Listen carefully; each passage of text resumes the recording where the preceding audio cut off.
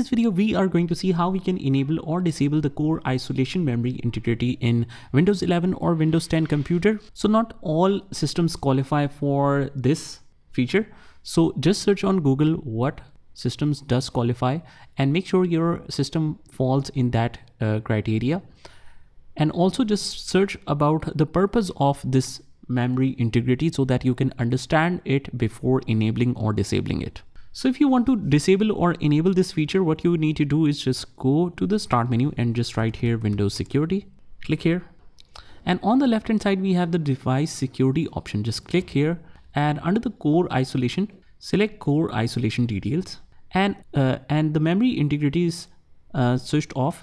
Your device may be vulnerable. So if you want to enable this, it's a little message here that the security features available on this device that use virtualization based security prevents attacks from inserting malicious code into the high security processes. So if you want to make sure that you want to enable this, you can just enable this like that, toggle that on, click yes. And this change requires you to restart your PC. So what we'll do is just close all the applications and just quickly restart the system. And once you restart your computer, just go to the start menu and write here security again, or Windows Security. And after that, just go to the device security core isolation details and make sure that it is turned on, or otherwise just turn on and restart your computer. And similarly, you can turn it off this way. Also, you can try turning it on and turning this other option off in order to make sure that it's always remained enabled. So that's how you do it. Just try this by yourself, and I will see you in the next one.